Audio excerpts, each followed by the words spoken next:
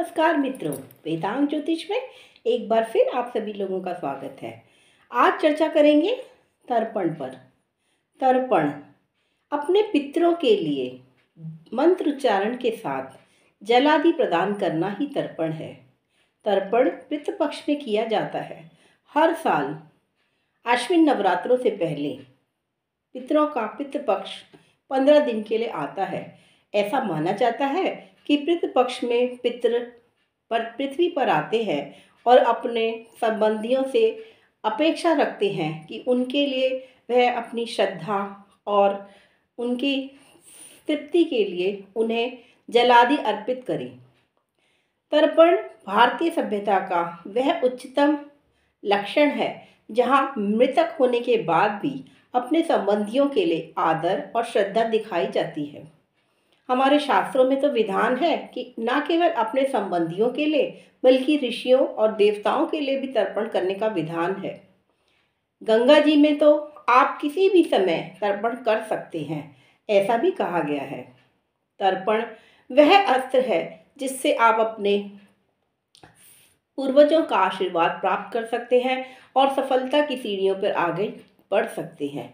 तर्पण करने से न केवल हमारे पितर जो कि चंद्रलोक में रहते हैं, ऐसा शास्त्रों में बताया गया है, वह प्रसन्न होते हैं तथा आपको आशीर्वाद देते हैं कि आप प्रगति करते चले जाएं। तर्पण करने से, इसे नित्य पूजा में शामिल करने से आप अपने पूर्वजों के प्रति न केवल आदर, श्रद्धा और प्रेम का भाव व्यक्त करते हैं, बल्कि यह सूक्ष्म भावना ही पितरों के पास जल आदि के द्वारा पहुंच जाती है। जल, चावल यानी अक्षत में बताया गया है कि यही वह पदार्थ है जिनके द्वारा हम पितरों से संपर्क कर सकते हैं और उन्हें तर्पण देकर उनका आशीर्वाद प्राप्त कर सकते हैं। पितरों का निवास स्थान कहाँ है? हमारे शास्त्रों में कहा गया है कि श्रीमद् भागवत के 5वें स्कंद में लिखा है, अग्निश्वातति स्मृत जल अर्थात जलमय लोक के उधर देश में निवास करते हैं। अथर्ववेद में भी इस संबंध में अनेकों मंत्र मिलते हैं। जैसे एक मंत्र में कहा गया है कि जो पितर संतान रहित होने पर भी पापों को छोड़ते हुए मृत्यु उपरांत अंतरिक्ष को लांघकर स्वर्ग के ऊर्ध्व भाग में रहते हुए पुण्य का फल पाते हैं तथा नीचे की ओर द्युलोक में उद्वंती द्वितीय भाग पीलमती है, तृतीय भाग पृथु है और उसी तीसरे भाग में पितर निवास करते हैं। हमारे पिता के जन्मदाता पितर, पितामह के जन्मदाता पितर और वे पितर जो विशाल अंतरिक्ष में प्रविष्ट हुए हैं, जो पितर स्वर्ग और पृथ्वी पर रहते हैं, इन सब लोकों में वास करने वाले पितरों का नमस्कारों द्वारा हम पूजन करते हैं। पितर लोक किसे कहते हैं? पितरों के निवास स्थान को ही पितर लोक कहा गया है। वहां से आने जाने के मार्ग को प्रत्ययान कहा गया है। प्रत्ययान के ऊपर देवयान है। इसी मार्ग पृथ मार्ग से, पितृयान के मार्ग से पितृगण अपनी संतान द्वारा दिए हुए हव्य को लेने के लिए पितृपक्ष में आते हैं और यह चंद्रलोक में पहुंचने का मार्ग भी है। देवयान से नीची श्रेणी पितृयान की है। देवयान मार्ग से जाने वालों को फिर वहां से वापस लौटना नहीं पड़ता, क्योंकि वह ब्रह्मलोक में पहुंच जाते हैं। वहां पहुंचकर मोक्ष पद मिलता है। मनुष्य कर्म करता है। शिव पुराण में वर्णित है कि मनुष्य मानसिक, वाचिक तथा कायिक 3 तरह के कर्म करता है तथा इन सब कर्मों का फल उसे उच्च लोकों तक पहुंचाता है। लेकिन अच्छे कर्म करने पर भी वह ब्रह्मलोक तक नहीं पहुंच पाता, वरन अच्छे फलों का भोग कर वापिस इस पृथ्वी पर जन्म लेता है। ऐसा कहा गया है कि पितरों से हमारे वेदों में भी पितरों के बारे में दिया गया है। भारतीय अध्यात्म शास्त्र का निश्चित सिद्धांत है कि यह शरीर तो मरता है, लेकिन आत्मा न कभी मरती है न कभी जन्म लेती है। आत्मा सिर्फ वैसे ही कपड़े बदलती है जैसे एक शरीर को छोड़कर दूसरे शरीर में वह प्रवेश करती है। तो जैसे कि नए वस्त्र उसने धारण करे हैं पुराने वस्त्रों को त्याग कर। यह गीता के 2 अध्याय में भी कहा गया है। शास्त्र में वर्णित है कि हमारा शरीर सिर्फ स्थूल शरीर ही मरता है। स्थूल शरीर के मृत होने पर सूक्ष्म शरीर निकलता है और हल्का होकर ऊपर उड़ जाता है।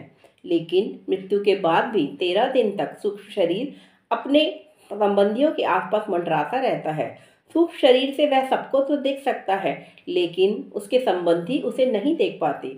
जब उसके संबंधी उससे नहीं बातचीत कर पाते, तब आत्मा निराश हो जाती है। लेकिन अगर उसके संबंधी उसके प्रति श्रद्धा व्यक्त करते हैं, आदर व्यक्त करते हैं, तो वह जीव प्रसन्न हो जाता है, सूक्ष्म शरीर प्रसन्न हो जाता है और 13 दिन बाद, यानी मृत्यु के 13 दिन बाद, यह जीव उच्च लोगों की तरफ बढ़ जाता है।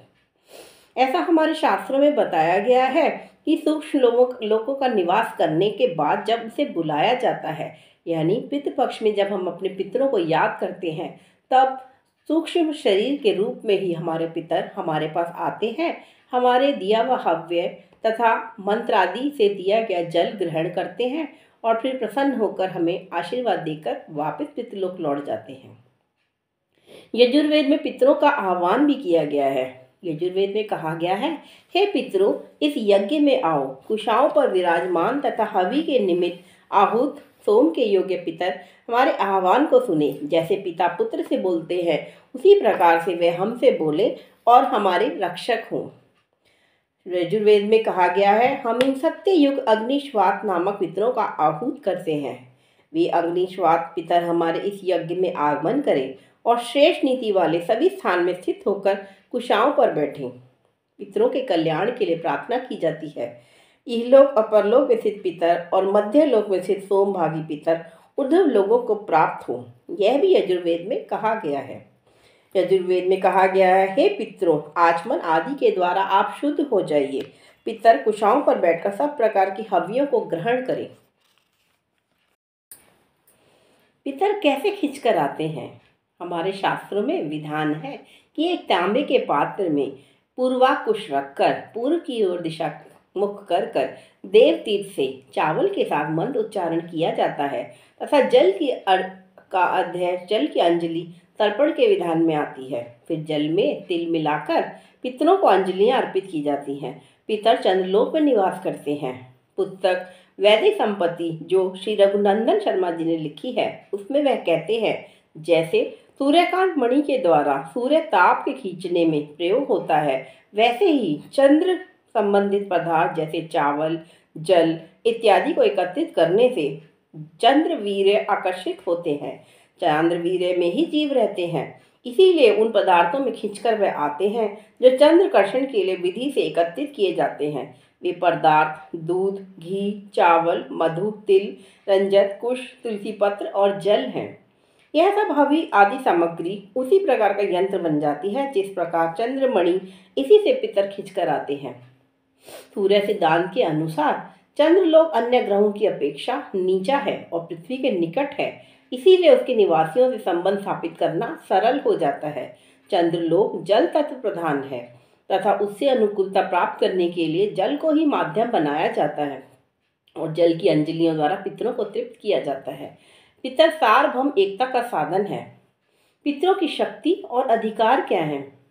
गरुड़ पुराण के अनुसार पितर वायु रूप में रहते हैं। स्वामी दयानंद सरस्वती जी ने धर्मकल्प वृक्ष में कहा है, धर्मकल्प द्रुम में 5वें खंड में कहा है कि संसार में स्वास्थ्य उत्पन्न करना, माँ के गर्भ में शिशु रूपी स्थूल शरीर उत्पन्न करना इत्यादि सब पितरों के ही कृपा से होता है।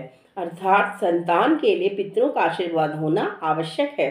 पितृगण ही जीव के कर्मानुसार उसके उत्कृष्ट या निकृष्ट तत्वों को पितृलोक से सुसज्जित करते हुए मातृ शरीर में रज तथा पिता शरीर में वीर्य के रूप में परिणीत करते हुए माँ के गर्भ में पहुँचा देते हैं। सूक्ष्म होने के कारण पितर हमसे शक्तिशाली है और वे हमारा कल्याण करने की सामर्थ्य भी रखते हैं। इसलिए उन्हें तृप्त और संतुष्ट करने में हमारा ही कल्याण है, क्योंकि उनके दिया हुआ वरदान और आशीर्वाद यही फलीभूत होता है। इस प्रकार तर्पण को पूर्वजों के सम्मान की स्थिरता बने रहने के साथ साथ सूक्ष्म शक्तियों से संबंध बनाने के लिए भी अपनी विकास योजना को आगे बढ़ाना है। यह शक्ति के आह्वान का श्रेष्ठ उपाय है। पितरों तक पहुँचने का माध्यम भावना है, जिसका कोई रंग या रूप नहीं है, ना नाप तौल होता है। इसीलिए सूक्ष्म जगत में विचरण करने में कोई बाधा उपस्थित नहीं होती। जल स्थूल है, लेकिन उसके सहारे व्यक्त की हुई भावना सूक्ष्म पंख, अपार शक्ति और सामर्थ्य के कारण तीव्र गति के साथ उड़कर अपने लक्ष्य स्थान पर पहुंच जाती है और पितरों तक पहुंचने का केवल यही एक मार्ग है। अर्थात तर्पण के द्वारा ही हम पितरों तक अपनी भावना पहुंचाते हैं और उनसे द्वारा दिया हुआ आशीर्वाद फिर ग्रहण करते हैं। पितरों के आशीर्वाद से ही माँ में रज और पिता में वीर्य की उत्पत्ति होती है और फिर पितरों की कृपा से ही वह माँ के अंदर गर्भ के रूप में शरीर धारण करते हैं। इस प्रकार तर्पण करना हिंदू शास्त्रों में बहुत ही अनिवार्य क्रिया बताई गई है। तो अपने पितरों का सम्मान करते चलिए। पितृ पक्ष में अवश्य ही पितरों को तर्पण दीजिए, तभी आपके घर में सुख समृद्धि तथा स्वास्थ्य रहेगा तथा आप सफलता की सीढ़ियां चढ़ते चले जाएंगे। आज के लिए इतना ही। धन्यवाद।